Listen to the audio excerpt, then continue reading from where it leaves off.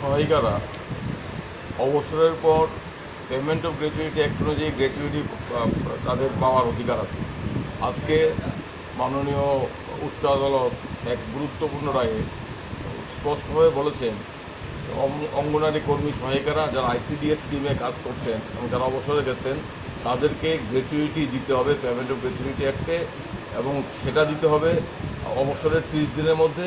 যদি অবসরের 30 দিনের মধ্যে দেওয়া না হয় তাহলে সুদ সমেত দিতে হবে।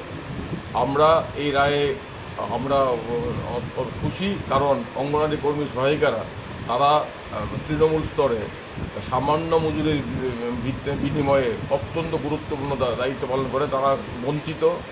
এই সরকার তাদের বঞ্চনা দূর করেনি। 2021 সনে সুপ্রিম কোর্ট একটি গুরুত্বপূর্ণ রায়ে বলেছিল যে অঙ্গনারী কর্মী সহায়িকারা জাতীয় দায়িত্ব পালন করছেন, তাদেরকে বঞ্চনা করা হচ্ছে এবং তারা গ্র্যাচুইটি প্রাপ্য। আমরা আশা করেছিলাম, এই রাজ্যের অঙ্গনারী কর্মী সহায়িকারা আশা করেছিল রাজ্য সরকার সুপ্রিম কোর্টের রায় মোতাবেক এই রাজ্যের অঙ্গনারী কর্মী সহায়িকাদের অবসরের পর গ্র্যাচুইটি দেবেন। কিন্তু আমরা দেখলাম রাজ্য সরকার তাদের দাবির প্রতি, তাদের বঞ্চনার প্রতি বিন্দুমাত্র দৃষ্টিপাত করেননি।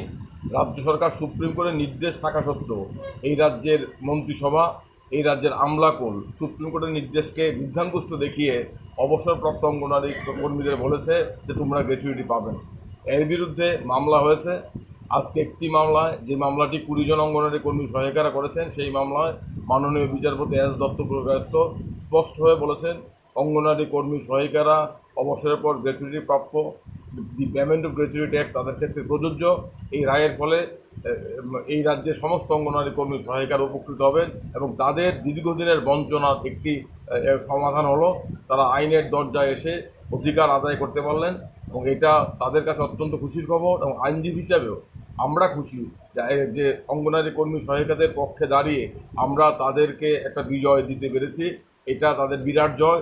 আমরা জাতি হিসাবে, রাজ্যবাসী হিসাবে অঙ্গনারী কর্মী সহায়িকাদের কাছে কৃতজ্ঞ, কারণ আমরা জানি করোনার সময় কিংবা বিভিন্ন সময়ে অঙ্গনারী কর্মী সহায়িকারা শিশু সুরক্ষা, প্রসবকালীন সময়ে মেয়েদের সুরক্ষার ক্ষেত্রে, অন্যান্য ক্ষেত্রে অত্যন্ত গুরুত্বপূর্ণ দায়িত্ব পালন করেন। কিন্তু তাদের বঞ্চনার 12 মশার কোনো শেষ নেই।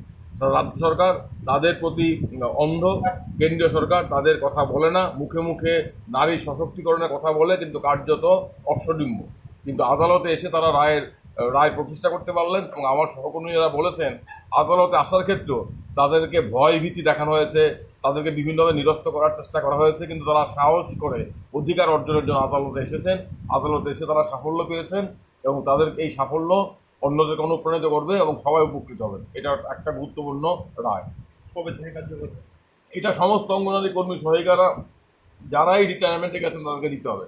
যারা মামলা করেছেন তাদেরকেও দিতে হবে, আর যারা মামলা করেননি তাদেরকেও দেওয়া উচিত। তাদেরকে আবার মামলায় ঠেলার কোনো অর্থ নেই। রাজ্য সরকার তাদেরকে দিতে হবে। আমরা আশা করি রাজ্য সরকারের সুবুদ্ধির উদয় হবে, আমলাদের মাথায় সুবুদ্ধি ঢুকবে, তারা এই রায় কার্যকর করবেন। এই রায় উচ্চতর আদালতেও বহাল থাকবে আমরা নিশ্চিত। যদি রাজ্য সরকার এই রায় দ্রুত কার্যকর না করেন তাহলে একদিকে অঙ্গনারী কর্মী সহায়িকাদের লাভ হবে, তাদের সুদের পরিমাণটা বাড়বে। ধন্যবাদ আপনাদের সবাই।